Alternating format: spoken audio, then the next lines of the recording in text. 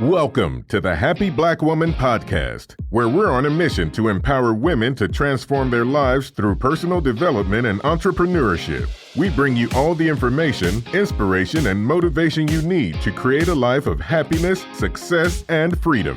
Now, please welcome your host, the happy Black woman herself, Rosetta Thurman. All right. Welcome back to the Happy Black Woman Podcast.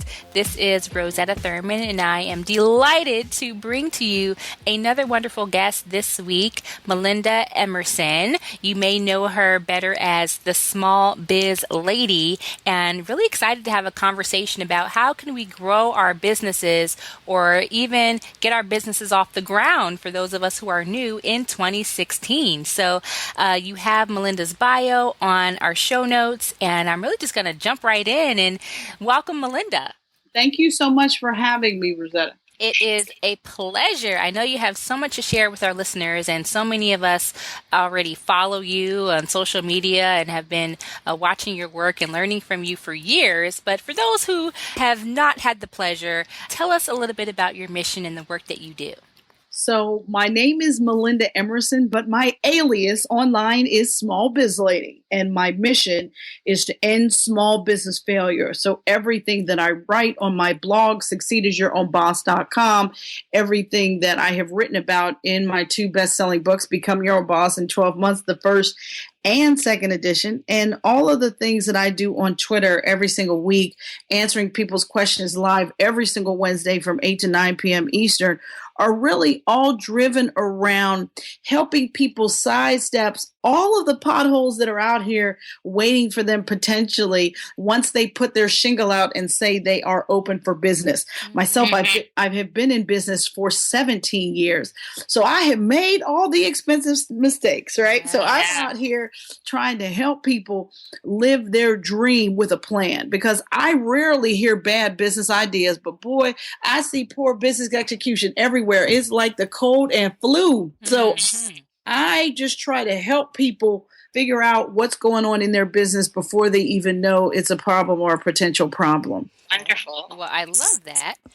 I love the fact that you focus on pitfalls. No one likes to talk about People like to talk about the good, but not the bad or the ugly when it comes to building a business. It's all excitement, and I'm one of those people who get excited about different business ideas. So I love that you have that focus. And just for some context here, I was looking back and trying to figure out how I first found out about you, how I first got exposed to your work.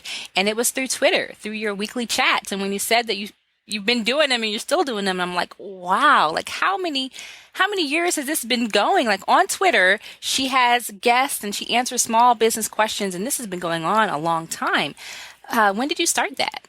It'll be 7 years in April that we've been doing it. My goodness. I mean, just powerful to take that one concept and really make it as big as you have made it with sponsors and all kinds of good stuff. So I probably found you maybe 5 or 6 years ago when you were doing those chats and gleaned a lot from it. So what actually made you go into business to help other business owners? What was that turning point, or what's the story that got you into Small Biz Lady? Well, to be honest with you, I was someone who ran my business, and I was doing really, really well. You know, my then husband was able to quit his full-time job and join the business full-time.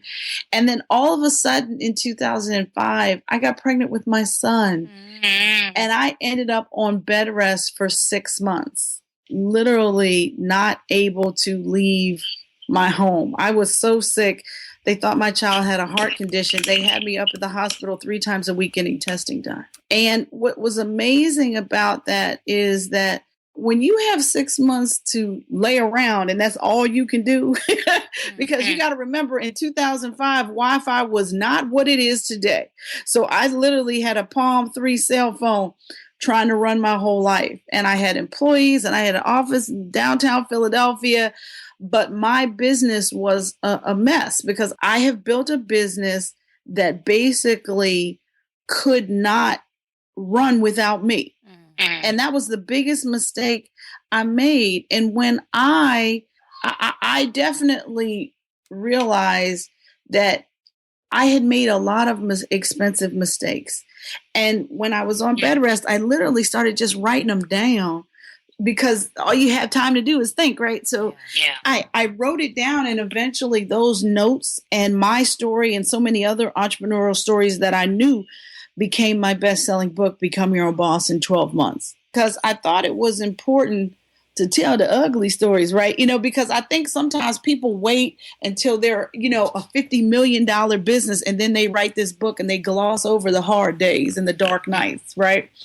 And I really felt like, I think the reason why so many people resonated with my book, Become Your Own Boss in 12 Months, was because I wasn't the hero at the end of every story. I told the truth about a bunch of dumb stuff I did. And I think that people appreciated my truth, and they know that I am giving them the benefit of my hard-learned lessons, and that it's not about me. It's about you. It's about helping you live your dream as a business owner. And the key thing that a lot of business owners have to remember is that when you make the decision to put your shingle out there, when you make the decision to become your own boss, you are saying that you're willing to live how most people want so you can live how most people can't. And that is really, at the end of the day, what it's all about. We talked about Small Biz Chat a few minutes ago, and I want to tell you a story about Small Biz Chat. Look, I did Small Biz Chat for almost 2 years before any brand paid any attention to me. So you have to make a decision. Are you willing to chase your dream, even though your dream is not making you one single cent for 2 years before it turns into something that eventually becomes, a multi-million-dollar business? I think that's a good question. Can we pause and rewind and say that again, Melinda? Are you willing to pursue something that does not give you any remuneration for 2 years? Right.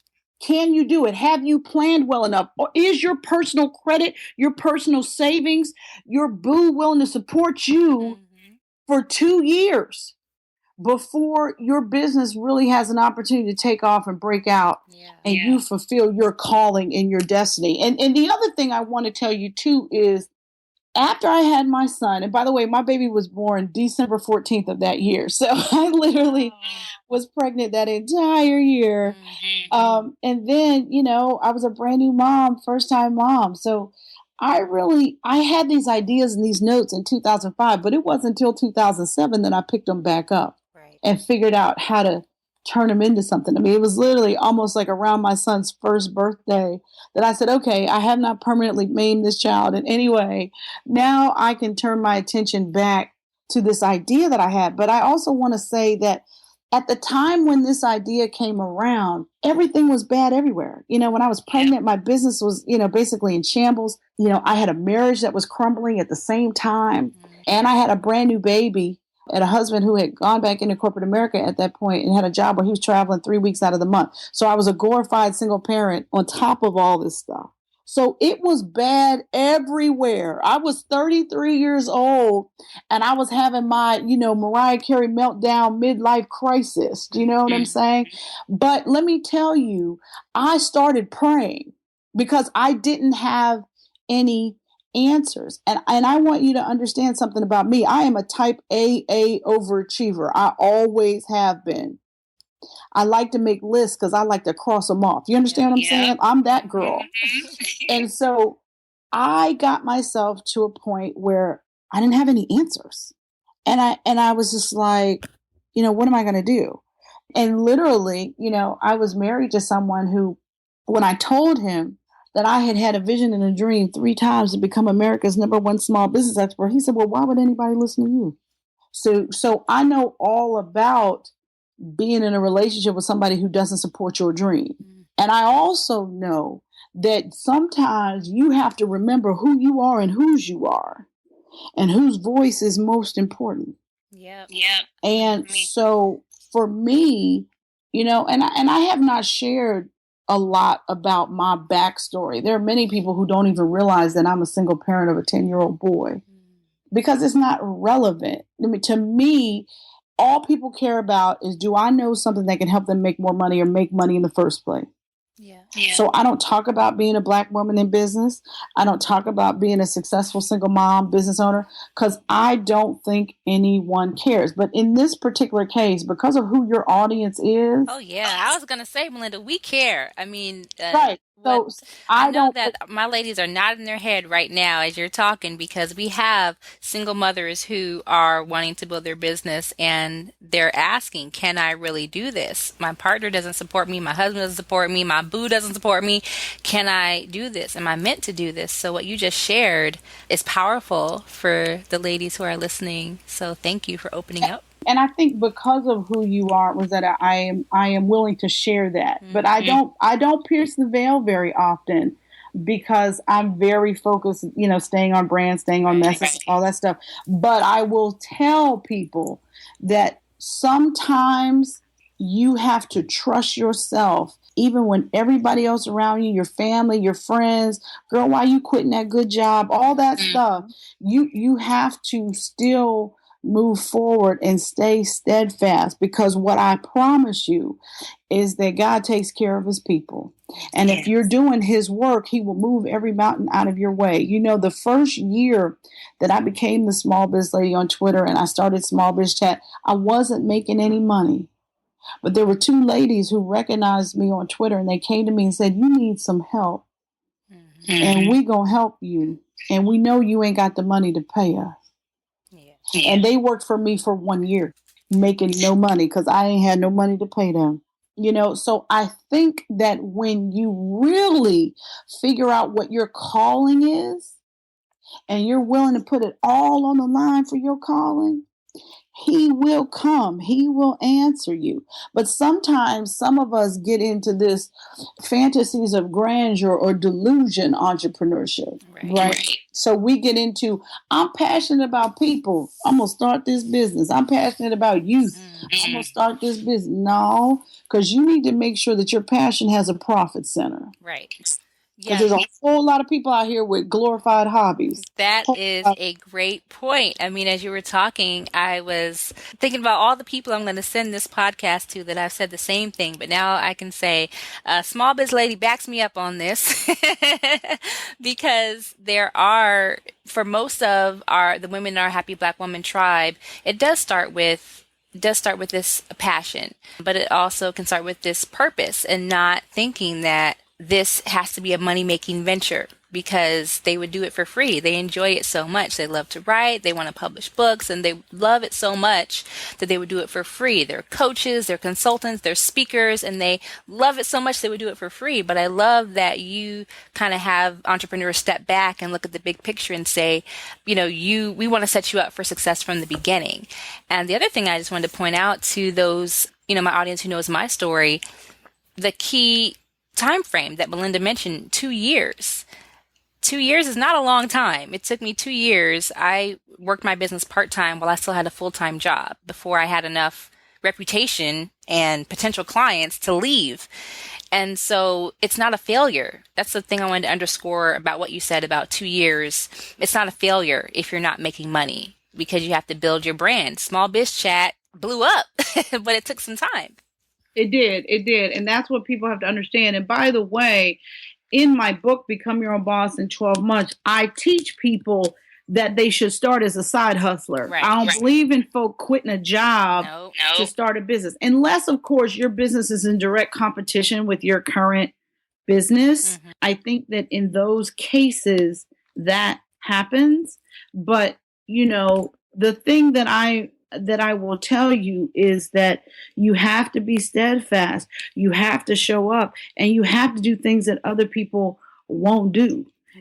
So it is extremely important that you develop, a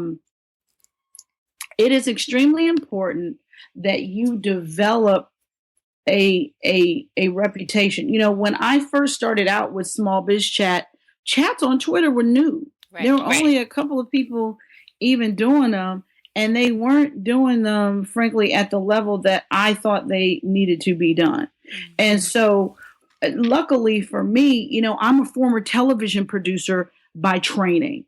And so I was able to go in and see the format And I was able to say, okay, you know what? I think this can really work. And I know how to perfect this and turn this into a talk show that just happens to be on Twitter. The fact that I was able to do this is really what made all the difference, and really what has helped us stand out, and really what has made it into a system and process that we were able to monetize because of the standards that we put into place to do a tweet chat. And so that's how you have to think about it. You know, nobody's looking for yet another graphic design firm, but people are looking for graphic design firms with a specialty.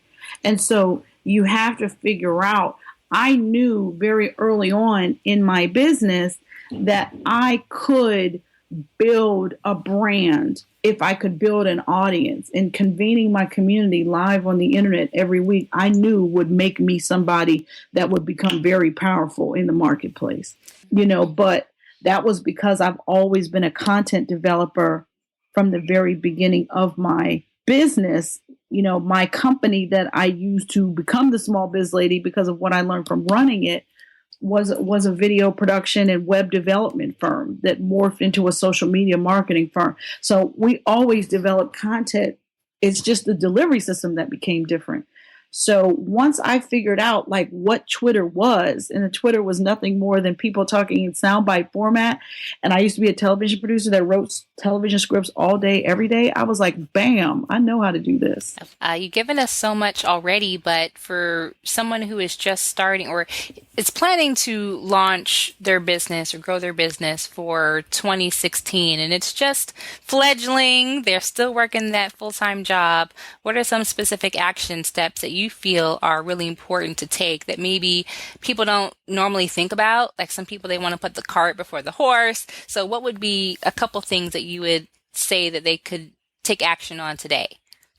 Well, the first thing I would say is that they have to make sure they have a great website, because your website is your number one sales tool for your business. And a lot of people go to social media first, but I'm like, no, you need to make sure your website is your welcome mat. It's ready for company. You've got at least 2 to 3 ways to capture people's contact information when they come to your site. You've got a great irresistible free offer that, you know, you've got a great header with a tagline that tells people why they are on your site. And those are some of the things that you've got to do from the very beginning. And then the next thing you need to do is you do need to look at social media, but you got to remember the purpose for social media. Social media is all about driving traffic back to your website, Of right? course. So If you ain't got a website, you can't.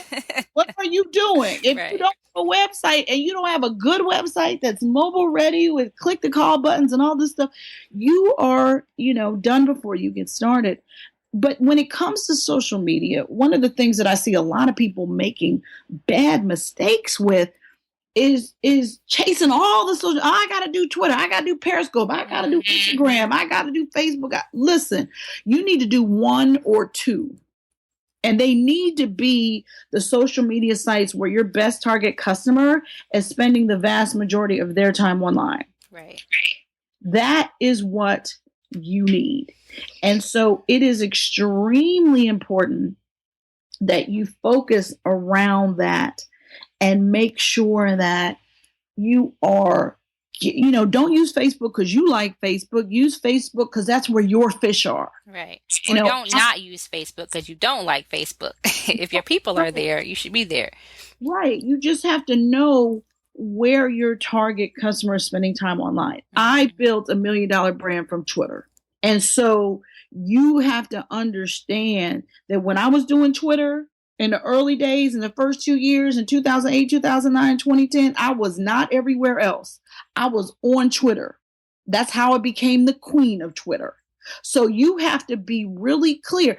After Twitter, then I went to LinkedIn, then I went to Facebook.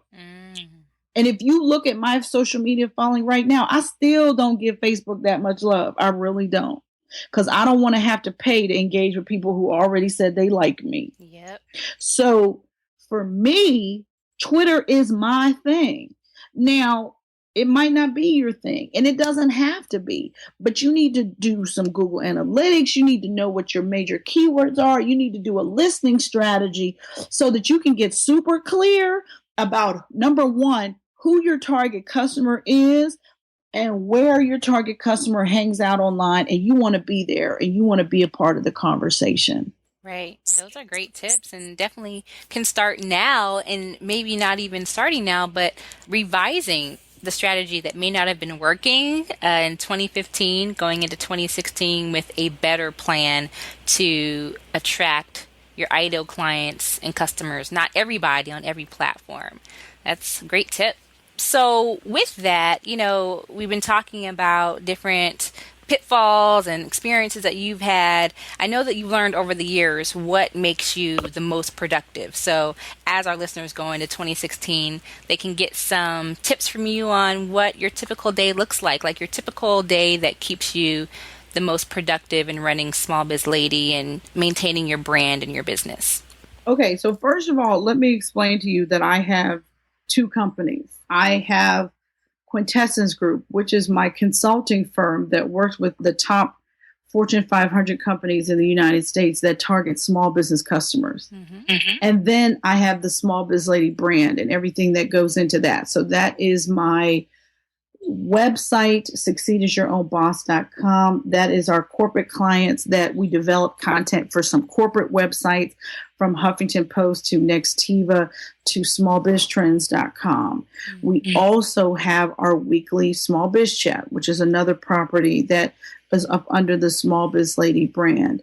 And then I have several contracts that I strictly do what we call brand ambassador stuff for. So I might do live tweet chats, branded tweet chats on different days other than Small Biz Chat. I might do sponsored posts on my blog for brands that we partner with. So it's actually two different companies that I run. Yes. That said, how I manage my typical day is that I really start the day before, and I make sure that I figure out what my top 5 priorities are for the next day, the day before. So what happens is I develop, what I call my top 5, and I try to get them done before 11 a.m. So anything else I get done after 11 a.m. is gravy. The other thing I do is I do not ever do conference calls with anyone before 10 a.m. And I don't do any calls with anyone longer than 30 minutes. I don't care who they are. They can't figure out what it is they need to talk to me about, then they better get it together and figure it out, because I always have a hard stop at 30 minutes. Okay. Well, we got 6 minutes left. Interviews are an exception. Oh, thank goodness. General business stuff, baby, you got 30 minutes to talk to me. That is a great rule. I love it. And the other thing is I schedule myself into my calendar. So I schedule walks. I schedule workouts twice a week with a trainer. These are things I do for myself, because I think that you need to work to live. You don't live to work. And it's very important for me to schedule my walk so that I can think, or I can schedule my time. I drop off my son at the bus stop and I keep going to the gym, and so I don't typically start dealing with other people until after that on those days of the week. And I do those things because, number one, I'm the business, I'm the brand. So I have to take care of, my number one product, and that is me. But I also do it just for stress relief and for clarity. And you would be amazed how many brilliant ideas I have come up with when I do my walk. Oh, yes. I have the same thing. I should walk all the time. Breakthroughs happen. Definitely. And I have a really good friend that's trying to get me to get one of those desks, one of those rolling, I guess they call them rebel desks, where you can walk while you're working. I don't know if I'm going to do that, but one of my buddies is trying to get me to do it. She just got one. She loves it. Oh, sounds cool. So you schedule time for yourself as well as your time for your business. You have dedicated time that you take calls and things like that. Anything else? I don't take a call that's not scheduled, and I don't make a call that's not scheduled. The other thing I do too is I set aside one day a week just for content development, and for staff check-ins. So Monday is actually my day typically that all I do is develop content that day. And then I will do my staff calls with my two different teams. So I have a Small Biz Lady team and I have a Quintessence Group team.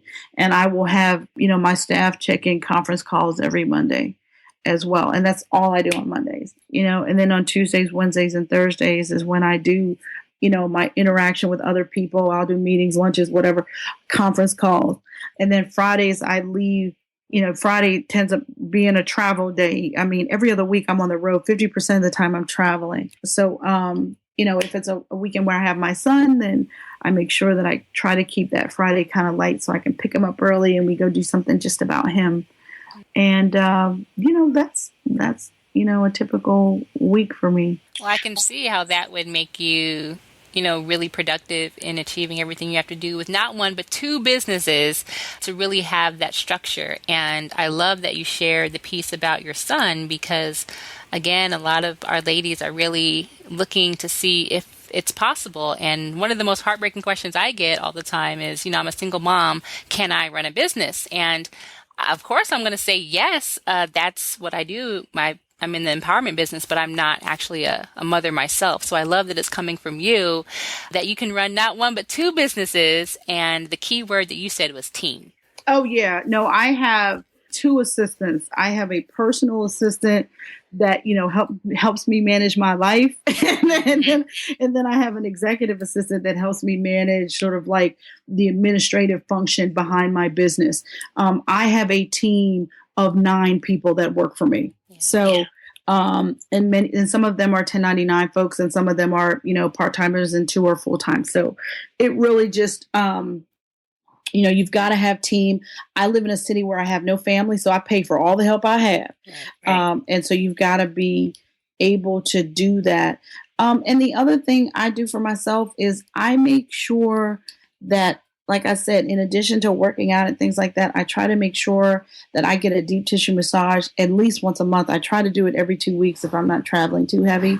But these are things I do for my just own personal sanity. Right.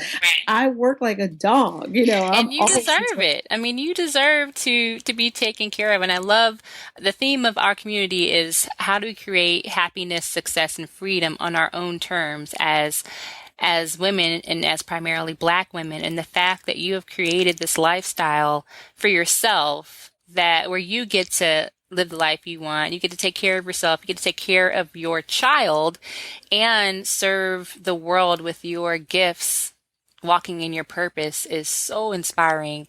And to be transparent about the fact that you're not doing it all on your own. You're not Superwoman. You have 9 people helping you. And that's, for what you do, that's what it takes. So I'm so glad that it's coming from you because I can refer back to this episode for years to come.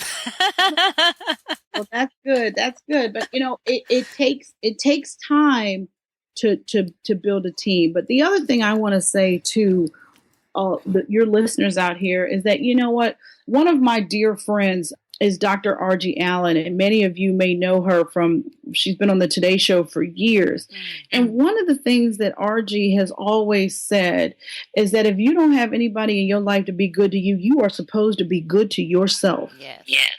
And I think that's very important because many of us as Black women out here, we don't have partners. I mean, it's very funny. I date people, but, I tend to, they don't stay around too long because, I do not suffer fools gladly. But the other piece too is when you are a very powerful woman that is very successful, you very, very quickly intimidate folk that do not feel that confident in themselves. Come on now, Melinda. And so you're really talking now. Look, so it is extremely important that we love ourselves real good. It is extremely important. Mm-hmm. And, I recently heard Patti LaBelle give an interview to Oprah Winfrey on her masterclass series. Mm-hmm. And Miss Patty said, can nobody love me better than I love me? Yep. And when she said that, a shrill went down my spine. I said, whoa, wait a minute, Miss Patty, you are saying something here. Mm-hmm. And I think we as Black women, we have to own that. We really have to own that because, everybody talks about how the world is busy kicking our men in their butt. And that's true. I mean, there is every day there's somebody out here willing to disrespect or, permanently maim or gun down a Black man or Black child. These things are absolutely true. But we have the same situation ourselves as Black women. And then many of us have our Black men disrespecting us on a regular basis as well. Yep. And so we, as women, we have to build up each other. And then sometimes we have to look in the mirror and build up ourselves. And we have to say, I love that girl. Yeah. She got it going on. And let me tell you something, Rosetta, there are days when I look in the mirror and I tell myself, ain't nobody bad like me, really. Because we need that because, the next thing I know, some corporation is going to offer me a brand ambassador contract. And then later on, I find out one was offered to one of my white colleagues and I know they were paid more money than I was. Oh, yeah. You know what I'm saying? And I have to deal with that. And not freak out and, act crazy on a client, even though that's how you really want to do. But I think that as long as you are clear and you have your standards and you're not desperate for nothing, not a contract, not a man, not nobody, as long as you're real clear about that, you will attract what it is you seek because God knows the desires of your heart. And it's the energy, it's all coming from the same place. I mean, you're attracting from the same place in business, in love, in everything. And so I love the fact that you shared how important it was to take care of ourselves and to love ourselves and not wait for someone outside of us to give us that permission in business too, So, nobody coming to rescue you. Nobody. Exactly. Who got to rescue you? Right. We are our own best thing. I love that. Gosh, now I'm so curious. There's so many follow-up questions I can ask, and I'm sure you'll be getting emails and social media messages from our ladies. But I want to, with all of the years that you've been in business and all of the personal work it sounds like you've done on yourself as well, I wondered if there was a favorite book that you have that has inspired you or kept you going, and what would that book be? I'm a voracious reader, so there's a lot of books that I love. So I will give you my favorite business book, and then I will give you my favorite personal book. Yes. So my favorite business book is by Michael Gerber, and it's the E-Myth Revisited. Mm-hmm. Yeah, the E-Myth Revisited it changed my life when I read this book. And I think it is really, really important for us to get clear about, are we creating a job for ourselves or are we really creating a business? And I think my favorite personal book, oh gosh, I think it's The Salt Eaters by Tony K. Bambara. And the reason why I love this book is because the opening line of this book says, "Are you sure you want to be well, sweetheart?"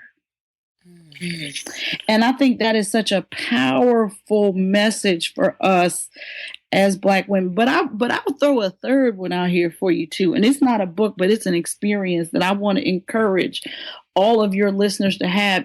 I recently went to see the revival of The Color Purple on Broadway. I just saw it. And I will tell you that the woman who is playing the lead character, Celie, in the revival, her name is Cynthia Erivo. And when I tell you that I broke into tears listening to this girl sing about empowerment, and about our struggle as Black women and overcoming somebody telling us what we weren't going to be, can't be, ugly, whatever. We need this nourishment for our souls. Yes. And so if I can encourage your listeners out there, get yourself to Broadway and go see The Color Purple, because you will feel so good after you do. Yes. Treat yourself, ladies. I mean, Melinda has given us 2 books and an experience, which we always talk about valuing experiences over stuff in our community. So I love that you gave us an experience. And through your experience, I know that there are certain truths that you hold dear to you. So in addition to all the other wisdom that you have dropped on us today, I know I could talk to you all day, but I know I'm getting close to the end of your your hourglass here, but do you have a personal mantra or a motto or a saying or a quote that you live by and that you carry with you? Definitely. You never lose in business. Either you win or you learn. I'm all about folk making a mistake. I just don't want you to make the same mistake. Right. You are supposed to learn from your mistakes and not repeat them. Either you win or you learn. So you always, it's a win-win, right? There's never a failure. Some people, they think one false move and it's a failure forever and they shut things down, but that's not how it has to be. I love that saying. And so that'll be our Small Biz Ladyism that we will put in our show notes along with your favorite books and resources you've shared with us. But I can't let you go without asking you about the number one tip that you would give to our community of happy Black women who do want to start and grow a business doing what they love and so they can have freedom on their own terms. What would that number one tip be?